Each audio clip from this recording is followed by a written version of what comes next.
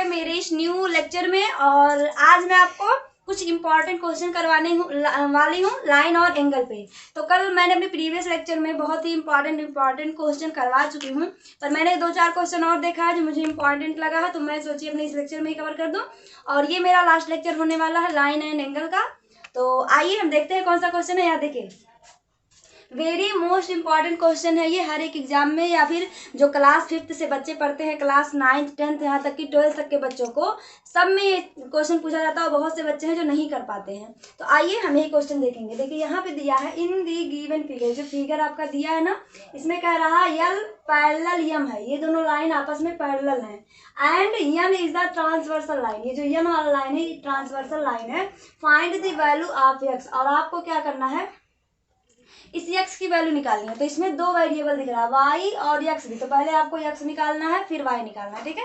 यहाँ दोनों रहेगा, फाइंड x एंड y दोनों रहेगा, बट क्वेश्चन में x ही दिया था इसलिए मैंने x लिख दिया है, पर यहाँ y भी दिया है। तो मेरे हिसाब से दोनों की वैल्यू निकालनी पड़ेगी, क्योंकि दोनों निकालने से तभी आएगा इसकी वैल्यू, सिंगल तो आएगा नहीं, ठीक है। तो आइए हम यहाँ पे अपना क्वेश्चन सॉल्व करते हैं। देखिए पहले आपको लिखना है सोल्यूशन। सबसे पहले आप देखिए कैसे निकलेगा, ये दोनों लाइन पैरेलल है, तो हमने आपको बताया था जो अल्टरनेट इंटीरियर एंगल होते हैं, यहाँ देखिए अल्टरनेट इंटीरियर एंगल जो है आपस में बराबर होते हैं, ठीक है।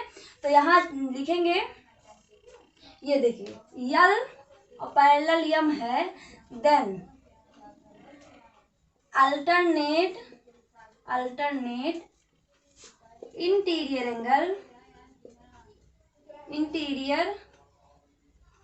एंगल इज इक्वल,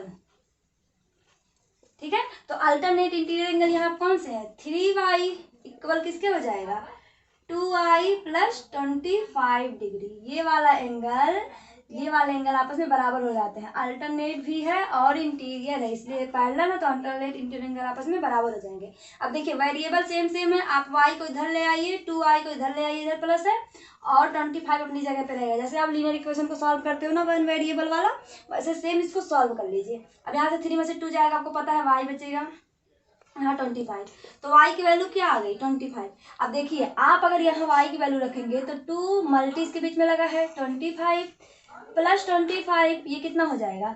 तो देखिए 25 जब आप इसे मल्टीप्लाई करोगे तो यहाँ पे मैं लिख देती हूँ, 25 का 2 मल्टीप्लाई करेंगे तो 25 2 जा होता है 50 प्लस 25, तो ये हो जाएगा 5 और 5 to 7 75।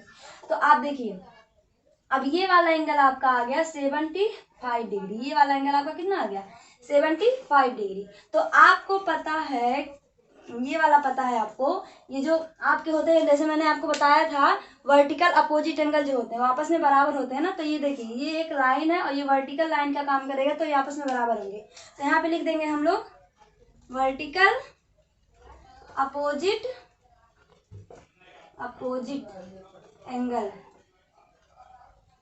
इज इक्वल होंगे। तो कौन कौन से एंगल इक्वल होंगे यहाँ पे, तो हो जाएगा आपका x प्लस 15 डिग्री इक्वल हो जाएगा। देखिए ये वाला एंगल आ गया 75 आप कर दोगे। अब आप सॉल्व कर लो, x इक्वल टू x की वैल्यू निकाल लेंगे, इसको पकड़े रहिए, 75 डिग्री माइनस ये 15 डिग्री, आप इधर लाके घटा दो, 75 में से 5 जाएगा तो 5 में से 5 जाएगा 0, 7 में से 1 जाएगा 6 डिग्री। तो x इक्वल टू आपकी वैल्यू क्या आ गई 16 डिग्री, और y की वैल्यू हमने निकाल ली। देखिए y की वैल्यू क्या है, y की वैल्यू यहाँ 25 आई। अब यहाँ पे ये वाली वैल्यू भी आपका आ जाएगी, 3 मल्टी 25 करेंगे तो ये 75 आ जाएगी। और आप यहाँ एक चीज और देखिए, कॉरिस्पॉन्डिंग एंगल ढूंढने के लिए आपको कहते हैं एफ शेप ढूंढने के लिए। देखिए ये एफ शेप अगर आप ढूंढोगे, देखिए आपका एफ शेप बन रहा है ना। अब आपका ये वाला एंगल देखिए बराबर भी होना चाहिए, तो ये वाला एंगल 75 आया, और देखिए और ये वाला एंगल अब आप यहाँ रखोगे, देखो एक्स की वैल्यू क्या आई 60 आई है, प्लस 15 आई है, 60 मतलब 60 और 15 जोड़ोगे तो आपका 75 आ जाएगा। देखिए ये दोनों एंगल आपस में बराबर भी हो गए कॉरिस्पॉन्डिंग एंगल से, और ये वाला एंगल अल्टरनेटिंग इंटीरियर एंगल से बराबर हो गए। और ये देखिए opposite vertical opposite angle is equal से ये दोनों बराबर हो गए। तो आपको इसमें एक्स और वाई दोनों की वैल्यू हमने निकाल दिया है, ठीक है। अब इसके बाद हम अपना दूसरा क्वेश्चन लेते हैं। ये क्वेश्चन आपको समझ में आया, ठीक है। अब हम दूसरा लेते हैं, ये बहुत इंपॉर्टेंट क्वेश्चन था तो हम यहाँ पे करवा दिए। अब देखिए दूसरा लेते हैं। अपना दूसरा क्वेश्चन देखते हैं। देखिए यहाँ पे दिया है, फिर से वही दिया है, यल पैरेलल यम दिया है, यल पैरेलल, इस लाइन का नाम यल है, ये यम है, ठीक है। यल पैरेलल है यम के और फाइंड करना है यहाँ भी एक्स की वैल्यू। तो आप देखिए, आपको कुछ नहीं करना है, आपको यहाँ पे जेड शेप आपको दिख रहा होगा। देखिए ये जब पैरेलल है तो ये देखिए जेड शेप दिख रहा है आपको। जेड शेप जब आप ढूंढते हो तो कौन सा एंगल होता है आपका, तो आपका जब जेड शेप ढूंढो तो वही होता है ना अल्टरनेट इंटीरियर एंगल। हम आपको बताया कि जब भी आपको जेड शेप दिखे तो वो आपका अल्टरनेट इंटीरियर एंगल ढूंढना होगा, ठीक है। तो आपका देखिए जब ये जेड मिल गया तो ये दोनों आपस में अल्टरनेट इंटीरियर होते हैं। तो यही वाला शेप यहाँ पे देखिए, हाँ यही वाला शेप है आपका। तो ये वाला एंगल इस वाले एंगल के बराबर होता है, मतलब अंदर वाला अगर बराबर होगा, देखिए यहाँ पे अंदर वाला तो नहीं दिया है, बट अगर अंदर वाला बराबर है तो इसके बाहर वाला भी आपका इक्वल होता है, ठीक है। तो यहाँ पे बाहर वाला ही दिया है, तो यहाँ लिखेंगे सोल्यूशन में अल्टरनेट इंटीरियर एंगल, हम शॉर्ट फॉर्म में लिखे हैं, ए से अल्टरनेट, आई से इंटीरियर और ए से एंगल, अल्टरनेट इंटीरियर एंगल। कौन कौन से हो जाएंगे, देखिए आपका एंगल ए जो होगा, हम इसको एंगल ए नाम दे देते हैं, एंगल ए इक्वल होगा एंगल सी के, ठीक है। तो एंगल ए की वैल्यू क्या दिया है, x प्लस 50 डिग्री। देखिए एंगल ये पूरा लिया जाएगा तो इन दोनों को जब आप जोड़ोगे प्लस करोगे तभी तो आपका इक्वल होगा। इक्वल किस पे होगा, एंगल सी कितना दिया है 150 डिग्री। तो x पकड़िए आप और 150 डिग्री में से ये कांस्टेंट है तो इसको लाके इधर माइनस कर दीजिए, क्योंकि ये प्लस में है तो इधर आके माइनस हो जाएगा। बच्चे इसी में कंफ्यूज हो जाते हैं कि इसको ले कैसे जाए। बस कुछ नहीं करना, यहाँ प्लस लगा है, सेम नंबर इधर रखो, प्लस है माइनस कर दो, बस कुछ नहीं करना। अगर माइनस तो प्लस कर दो। अब आप 150 में से 15 को घटाओगे, सब्ट्रैक्ट करोगे तो आपको पता है 100 बचेगा, तो आपकी एक्स की वैल्यू 100 आ गई, ठीक है। ये क्वेश्चन हमारा सॉल्व हो गया। दूसरा क्वेश्चन यहाँ देखिए क्या दिया है, if the angle of a triangle are in the ratio 5:3:7 then so that the triangle acute angle triangle. ये क्वेश्चन बहुत ही इंपॉर्टेंट है। ये रेशियो वाला जब भी ट्रायंगल का क्वेश्चन आता है, ये बहुत बार कॉम्पिटिटिव एग्जाम में पूछा गया है, लेकिन आज मैं आपको ये क्वेश्चन एकदम इजी तरीके से बताने वाली हूँ। मतलब सभी तो बताते हैं इजी, पर तरीका मेरा भी वही है, पर आपको समझाने में, जैसे सब लोग के समझाने से कोई अलग नहीं समझाता है, सेम ही समझाता है, पर कुछ लोग का समझाया हुआ दिमाग में बैठ जाता है, कुछ लोग का नहीं समझ में आता है। तो हम भी आपको समझाने की कोशिश करेंगे। आइए देखते हैं। देखिए दिया है, अगर कोई ट्रायंगल, इफ मतलब यदि एंगल, ये जो ट्रायंगल, किसी ट्रायंगल का एंगल दिया है, उसका रेशियो दिया है 5:3:7, ठीक है। तो पहले आपको ट्रायंगल बनाना पड़ेगा, तो हम ट्रायंगल बना लेते हैं।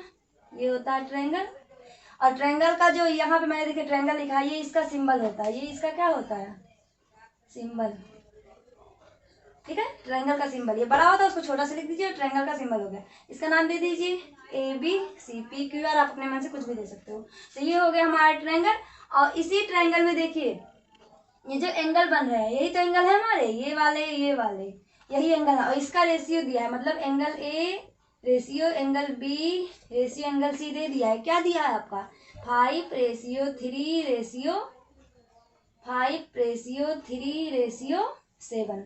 जब भी आपका क्वेश्चन ऐसे देगा तो आपको कुछ नहीं करना, यहाँ पे इन सब के साथ कोई एक आपको वेरिएबल ले लेना, फिर वो चाहे x हो, y हो, z हो, मतलब कोई भी हो, A to Z से लेगा। तो मैं यहाँ पे x ले लेती हूँ सबके साथ आपको क्या लेना है x। इसका एक ही तरीका है, जब भी आपको रेशियो दिया रहे ट्रायंगल में तो सबके साथ क्या ले लोगे आप, रेशियो x, मतलब किसी वेरिएबल x ले लोगे, सबके साथ मल्टीप्लाई कर दोगे।